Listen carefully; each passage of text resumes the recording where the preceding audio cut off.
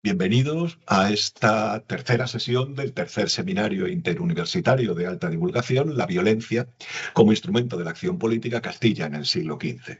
La sesión de hoy está a cargo de la profesora de la Universidad de Valladolid, Nuria Corral Sánchez, con la ponencia La violencia y el desorden urbanos en Castilla a través de su denuncia en Cortes. Nuria. Bueno, muchas gracias, José Antonio, por la presentación y bueno, gracias a todos los que estáis aquí presentes de forma online para atender a este seminario. En primer lugar, bueno, quería disculparme porque lo he tenido que preparar un poco apresuradamente por las circunstancias que he comentado antes de esta semana que he estado un poco regular de salud. Pero bueno, creo que puede ser entretenido y que puede ser instructivo para todos. Y bueno, luego en el debate, en el turno de preguntas, cualquier cosa que no haya quedado clara, por supuesto, bueno, pues la debatimos y la comentamos. Bueno, pese a que a lo largo de la charla me voy a referir, como se ve en el título, a diferentes tipos de violencias y desórdenes, me voy a centrar sobre todo en las cuestiones relativas al ámbito más estrictamente político, si lo podemos denominar así, ¿no? En la primera mitad del siglo XV, es decir, en lo que se corresponde en Castilla con el reinado de Juan II, ¿vale? El conflicto político y su expresión violenta son dos cuestiones que han protagonizado pues, numerosos trabajos de historia, pues como todo alumno de esta materia sabe, ¿no? También para el estudio de la Edad Media. En este caso, el interés en conflicto y violencia ha puesto de relieve una serie de pautas de funcionamiento social que hacen de la violencia un mecanismo lógico para encuadrar aspiraciones políticas, que de todas formas tampoco nos puede llevar a infravalorar los momentos de paz, de acuerdos y de concordias, pues que era lo más frecuente, ¿no? Estas expresiones violentas del conflicto sociopolítico afectaban evidentemente también a la vida urbana, a las ciudades. Estas sufrían las consecuencias de sus propias tensiones internas y también de las tensiones que existían tanto a nivel regional como del conjunto del reino. En estas tensiones, en estos conflictos, la palabra va a ser un instrumento clave y lo observamos en diferentes fuentes primarias, como por ejemplo actas, ordenanzas, memoriales que han trabajado algunos de mis colegas y como habéis visto, y también en textos cronísticos, en las crónicas o en aquellos textos o escritos producidos, emanados de las cortes. En esta diapositiva os he puesto algunas de los trabajos que han centrado su atención en las Cortes de Castilla. Tenemos unos muy clásicos que serían los de Piskorski arriba a la derecha y Pérez Prendes a su lado. Luego también dos tomos editados por la Junta de Castilla y León con la participación de autores muy destacados en el medievalismo hispánico, que son un pelín más recientes, unas décadas posteriores, y luego otros trabajos más recientes como un monográfico de la Sociedad Española de Estudios Medievales que tenéis ahí arriba a la izquierda, y también alguna obra monográfica como la de César Olivera, que se centra en uno de los documentos emanados por las Cortes, que es el registro o libro de Cortes en el siglo XV. Bien, como decía, las Cortes medievales castellanas van a ser la institución en la que me voy a centrar, en concreto a partir de sus cuadernos de peticiones.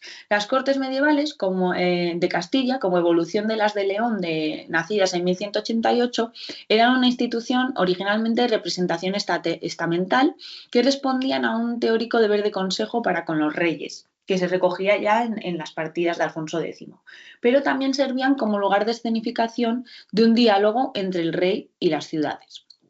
Entre 1385 y 1419, estas cortes van a sufrir transformaciones decisivas que van a marcar el siglo XV. Entre ellas vamos a destacar dos, hay más, ¿vale? Pero vamos a destacar aquí estas.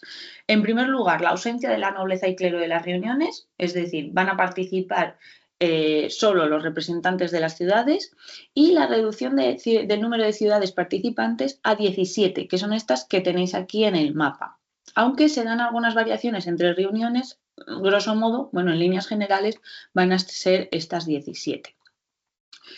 En consecuencia, ¿qué es lo que tenemos aquí? Pues un reforzamiento del protagonismo de los procuradores urbanos y de las ciudades, que son de las que encarnan su proyección, ¿no? Los procuradores proyectan las reivindicaciones de las ciudades a nivel del reino. La situación política castellana del siglo XV va a dar a las ciudades así una oportunidad para presionar e intentar imponer reivindicaciones, muchas veces aprovechando contextos conflictivos. Pero vamos a centrarnos un poco más en estos procuradores. ¿Quiénes eran los procuradores? Bueno, pues habitualmente pertenecían a las oligarquías locales, a unas élites urbanas muy determinadas, lo que excluía de su nombramiento a la mayoría de la población. Es decir, al común urbano, al común de pecheros, la población no privilegiada que pagaba impuestos y también al mundo rural, a los campesinos. La elección de procuradores va a variar según el lugar, ¿vale? Esto daría respuesta a esa pregunta que tengo ahí de quién los elige. Los conflictos de poder locales van a afectar también a estas designaciones, es decir, que se va a intentar llegar a acuerdos para mantener equilibrios de intereses y cierta estabilidad en las ciudades, ¿no? Entonces, pues unas veces se nombra a unos, otras veces se nombra a otros y por lo tanto hay que atender también a estas dinámicas locales.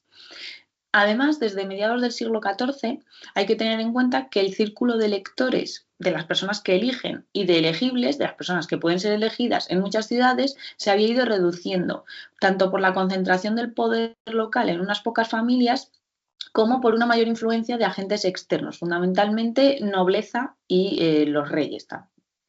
Ya en el siglo XV, los reyes castellanos interfieren de manera explícita en la designación de procuradores.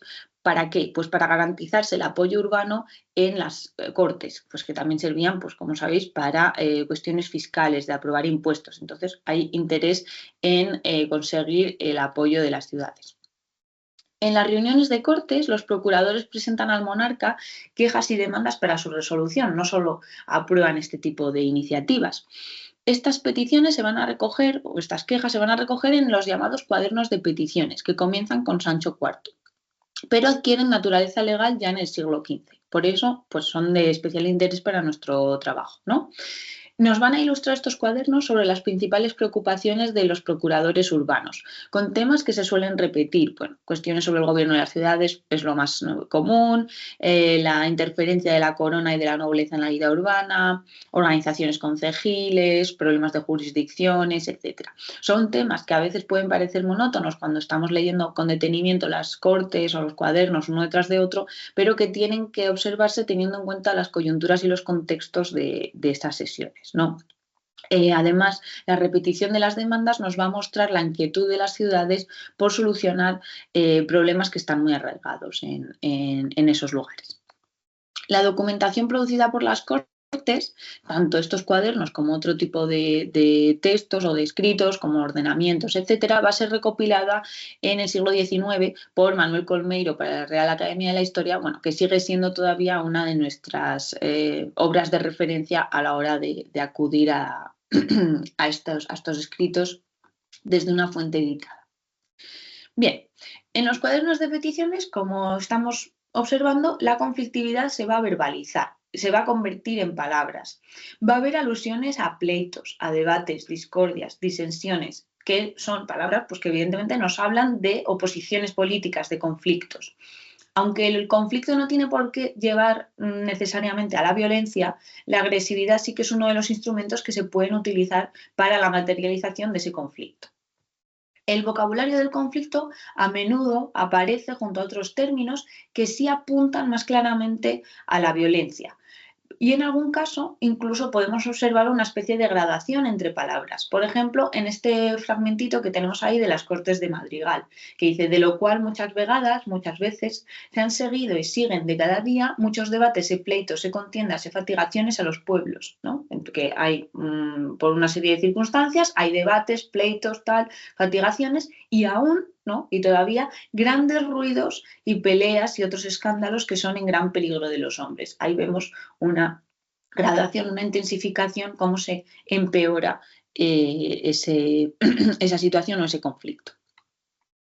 Bien, en cuanto a estos desórdenes urbanos, las peticiones de los procuradores con frecuencia van a censurar tanto tumultos en general, que van a recibir el nombre de, bueno, nombres muy diversos. Ahí tenemos bullicios, ruidos, escándalos, alborotos, levantamientos, altercaciones, entre los que es muy difícil discernir, bueno, si se percibe un grado de virulencia mayor para el empleo de uno u otro, ¿no? Porque a veces se utilizan de manera corrida uno tras otro, entonces no se aprecia muy bien si son sinónimos o hay una cierta diferencia entre ellos.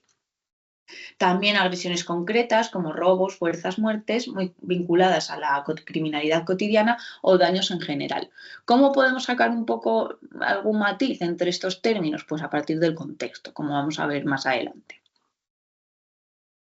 Bien, de los 17 cuadernos de peticiones del reinado de Juan II, que se recoge en esta obra de Manuel Colmeiro, como os decía, se van a documentar denuncias sobre violencias y desórdenes urbanos en 12.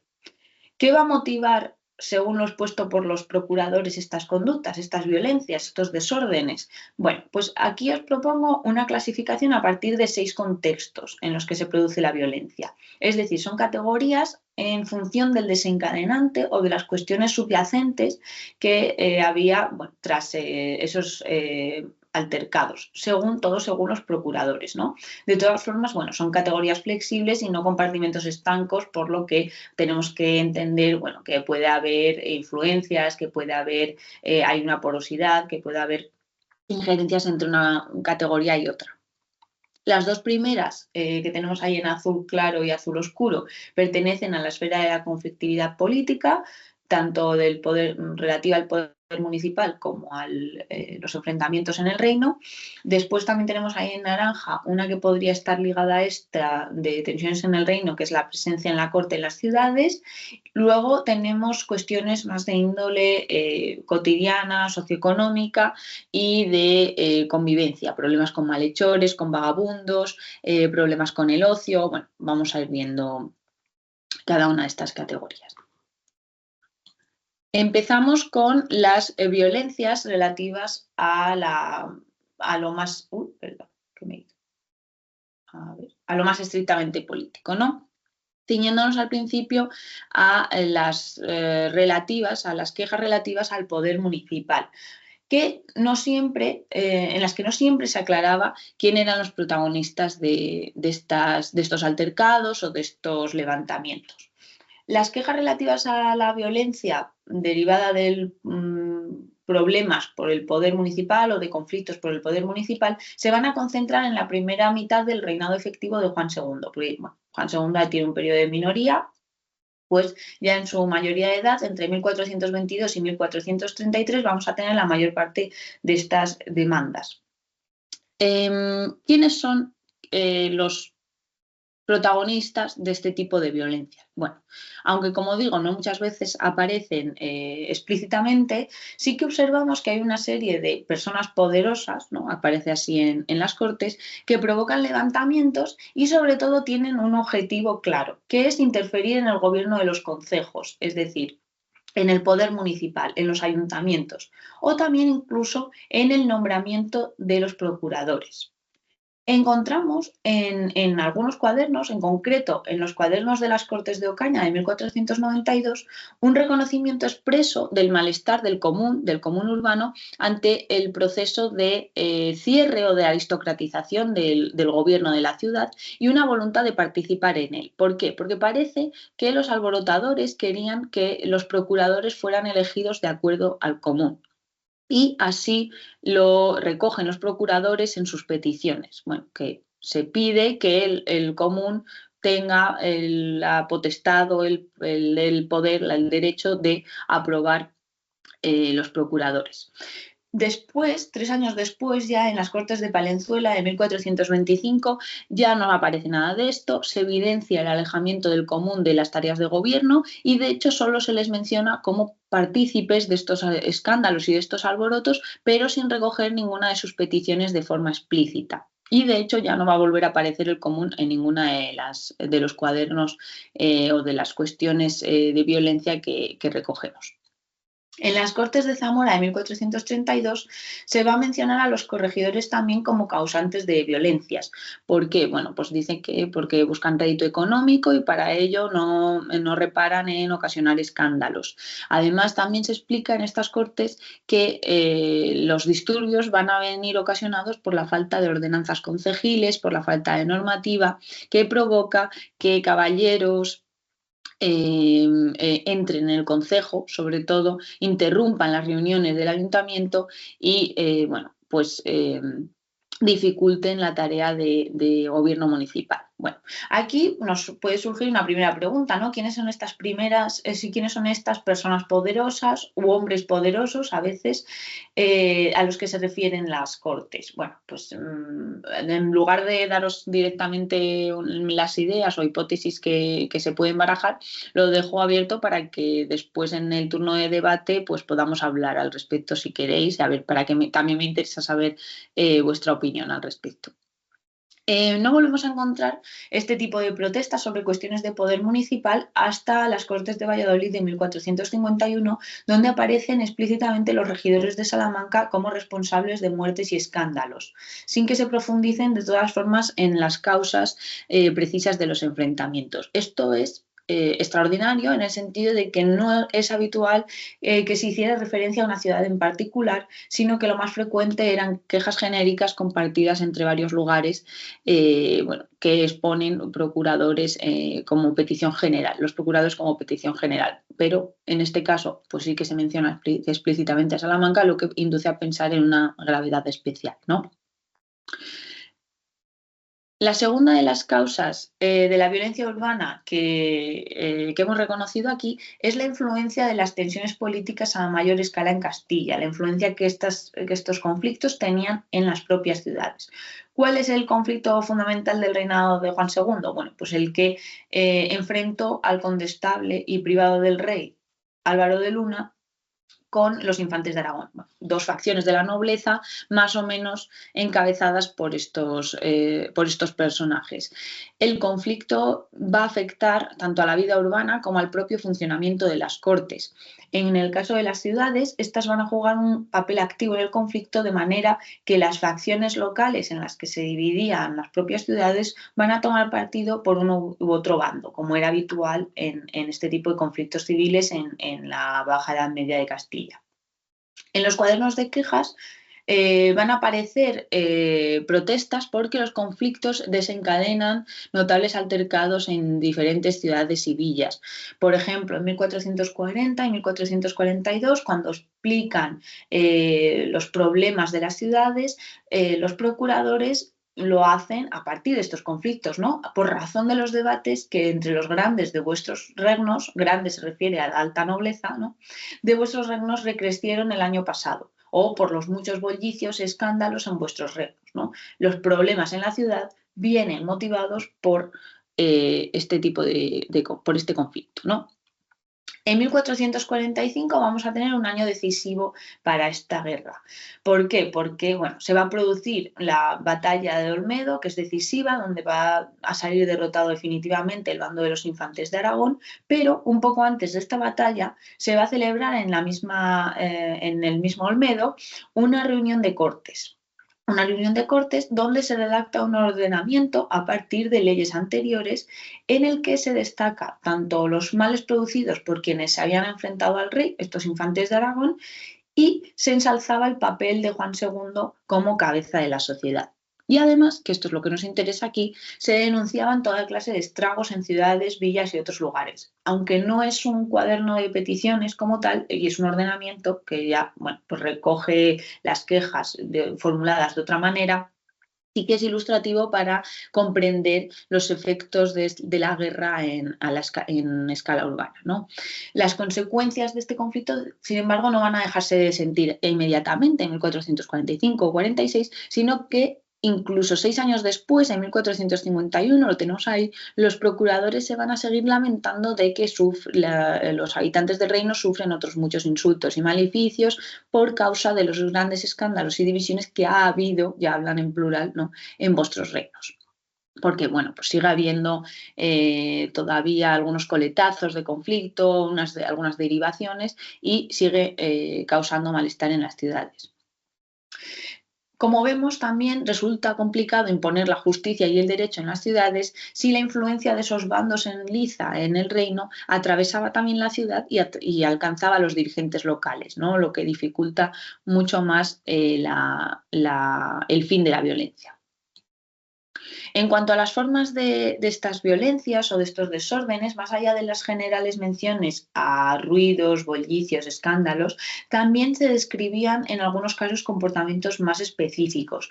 Por ejemplo, por reuniones ilícitas al margen de las autoridades en forma de escándalo, ¿no? Lo subrayan en ese punto. O también, bueno, se advierte que hay revueltas organizadas en torno a capitanes de la comunidad, una especie de cabecillas de los disturbios que en algunos casos sí que se mencionan de manera específica, como por ejemplo en las Cortes de Ocaña de 1422. Bien, estas serían esas violencias más de tipo político que comentaba antes, pero tenemos también otro tipo de violencias, mucho más diversas. Por ejemplo, pues la delincuencia común, ¿no? La propia delincuencia protagonizada por una panoplia de rufianes, malhechores, vagamundos, ¿no? Que ocasionan muy grandes daños, ruidos y bullicios y muertes tenemos. En sucesivas reuniones se reiteran dificultades para aplicar justicia y prender a estos sujetos. ¿Por qué? Porque a veces contaban con el favor y la defensa, y aquí vuelve a aparecer otra vez esa denominación, de algunas personas poderosas. En segundo lugar, también observamos violencias cotidianas nacidas de problemas de convivencia o por razones de ocio. Por ejemplo, el juego de los dados, que se consideraba una fuente de alborotos extraordinaria e incluso muertes se causaban a causa de este juego, ¿no? Por lo que para evitar este tipo de problemas, las ciudades van a intentar mantener el control de los tableros. Bueno, si controlamos el tablero, controlamos quién juega los dados y se minimizan esos riesgos. También aquí podemos considerar los disturbios producidos por la presencia de las cortes de la corte, más bien, perdón, en las ciudades, porque dice, bueno, como la gente sea mucha y tan diversa, es causa de muchos ruidos y muertes y fuerzas. Y la última categoría que proponía en la clasificación es la relativa a la fiscalidad y otras cuestiones económicas, que se centran casi exclusivamente en quejas o alborotos porque hay impago de impuestos, es decir, hay levantamientos, escándalos, ruidos, ¿no? Porque algunos prelados, clérigos, monasterios, que no pagan los maravedís de las monedas y pillos, no pagan impuestos. O también porque se nombra caballeros a personas, dice hombres de poca manera, ¿no? Que no eran ni son fijos d'algo, que no son hidalgos, pero que son nombrados caballeros y así no pagan impuestos. Entonces, en las Cortes, bueno, se les acusa de ser nombrados, de obtener este privilegio de manera fraudulenta, además lo ponen así, en fraude, y bueno, esta situación provoca escándalos, como dicen, bueno, escándalos y ruidos. Si hacemos un repaso cronológico, vemos que en los años de más abierta guerra civil, las denuncias sobre violencias urbanas se van a circunscribir a las repercusiones que este conflicto, que esta guerra tiene en las ciudades. Es decir, que la guerra se va a superponer a tensiones ya existentes en el seno de la sociedad y va a contribuir a su radicalización. Pero la urgencia y gravedad de la coyuntura explica la centralidad de esta preocupación. Durante el resto del reinado ya vemos como que hay margen para que los colores cambien, ¿no? Para que haya quejas o peticiones respecto a disturbios de otras cualidades. Pues desde el poder municipal, la cuestión del juego de dados, ¿no? Etcétera. Bien. Tras la exposición de esta situación y de las quejas, en los cuadernos de peticiones se incluyen una súplica, que es más o menos genérica de los procuradores, y la respuesta que daba el rey a esa petición. Entonces, vamos a ver qué peticiones hacían, un poco en general, respecto a todas estas quejas que comentábamos y las respuestas que va a dar el rey. Bueno, pues las respuestas van a ser muy breves, las peticiones un poquito más largas. Las peticiones, bueno, las generales, pues fundamentalmente que se cumpla el derecho, ¿no? Que se cumpla la ley, la norma, las ordenanzas municipales, fundamentalmente. Se pide al rey que reitere las prohibiciones previas. Se le pide además que aumente los castigos a los causantes de alborotos y levantamientos. Y luego ya, bueno, hacen peticiones más concretas, ¿no? Por ejemplo, en cuanto a estas cuestiones de gobierno municipal o de cuestiones políticas, se solicita al rey que se aparte a los caballeros y a los escuderos de las reuniones de concejo, ¿vale? Entonces se considera que esto es fuente de altercados. También se pide una mayor vigilancia y control de los corregidores, que también consideran fuente de altercados. y un llamamiento a los responsables y la aplicación de justicia en la corte, que esto sería una especie también como de castigo, ¿no? Dice, bueno, que pensando que la mereciese, penando aquel que la mereciese en la corte, y los inocentes pecheros no padeciesen sin culpa como ahora padecen, ¿no? Aquí parece que hay una preocupación por el común o algún deseo de minimizar los descontentos sociales para garantizar el orden urbano y la paz en la ciudad, ¿no? También hay un intento por restaurar situaciones previas tras unas coyunturas conflictivas. ¿Por qué? Por ejemplo, los procuradores a veces se van a pronunciar en defensa de los implicados en los enfrentamientos en el reino, en los enfrentamientos civiles, de alguna u otra manera, probablemente porque ellos mismos o individuos de sus clientelas, de sus redes, hubieran tomado partido en estos disturbios, por lo que tratan de buscar un perdón, una dispensa por parte del rey, pues que se le devuelvan oficios, que se le devuelvan bienes, que, bueno, dicen que hubieron buena intención, que se haga un poco borrón y cuenta nueva después de ese fin de hostilidades en 1445. En este punto también, bueno, se pide al monarca que se formen hermandades y una liga de ciudades como mecanismo de protección en un ambiente que, como he dicho antes, todavía se consideraba inestable en las Cortes de 1451. Respecto a otras violencias, bueno, pues para los malhechores observamos una óptica punitivista, una óptica mucho más dura. ¿Por qué? Porque es la primera vez que vemos que se les va a pedir por este tipo de violencias grandes penas civiles y criminales para rufianes y vagamundos. Es decir, un mayor rigor en la aplicación de la ley por este tipo de disturbios y que no vemos en el castigo de otros levantamientos o de otros altercados. Las demandas en torno a los alborotos vinculados a la presencia de la corte en las ciudades y a cuestiones económicas o fiscales no parecen, por otro lado, centrarse en frenar los episodios de violencia en sí o castigar a sus responsables, sino en paliar los agravios percibidos como el origen del descontento. Por ejemplo, se va a pedir un mayor control en las posadas de la corte, un mayor control de los privilegios por caballería, etcétera. No tanto un castigo a los alborotadores, sino a lo que se considera la causa de ese alboroto. Por otro lado, las contestaciones del monarca a las peticiones podían ir tanto desde su aceptación genérica y la orden de guardar el derecho, que ya hemos dicho antes, las ordenanzas, costumbres, etcétera, hasta castigos más concretos o disposiciones como el control de las corregidurías o de los ayuntamientos.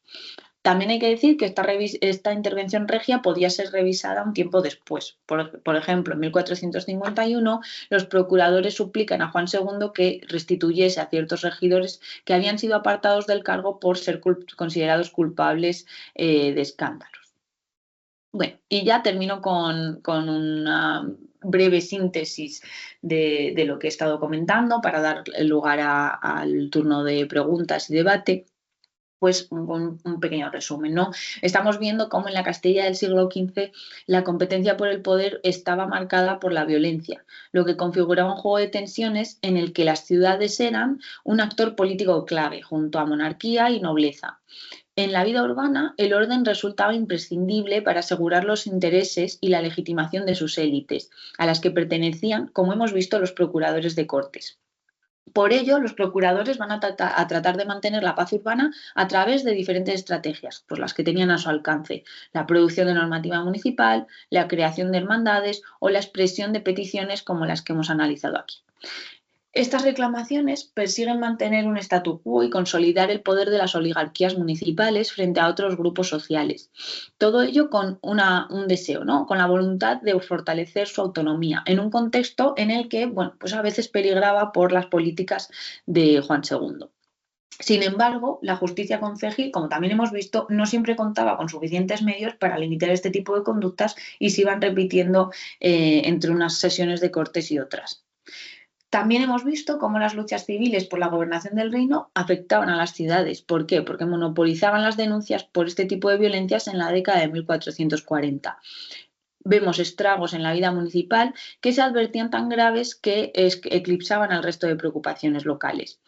En general, del conjunto de peticiones vemos que se trasluce un deseo de cierta concordia de garantizar ese orden establecido, como voluntad también de proteger los intereses económicos de los concejos. Incluso también se advertía cierto deseo de proteger los intereses de los pecheros, poniendo coto a prácticas que podían perjudicarlos. Sin embargo, es muy importante que no veamos estas quejas como procedentes del grueso de la población urbana, ni tampoco, por supuesto, del común de las ciudades, sino que tenemos que tener muy claro que vienen de sus élites, de sus oligarquías. ¿Por qué? Porque no todas las ciudades castellanas estaban representadas en Cortes, ya hemos visto pues, que en el siglo XV van a ser un grupo restringido de 17 más o menos, y que los procuradores pertenecían a una minoría social que respondía a una gran confluencia de intereses locales, regionales, etc. Pero bueno, al fin y al cabo, a pesar de las limitaciones, creo que es muy interesante destacar las posibilidades de los cuadernos de Cortes para el estudio de la comunicación política y del diálogo entre el rey y las ciudades convocadas. ¿Por qué? Pues porque en ellos podemos observar cómo los procuradores expresaban su percepción del conflicto y también podemos ver las vías de resolución de la violencia que tomaban la forma de discursos institucionalizados a partir de este mecanismo.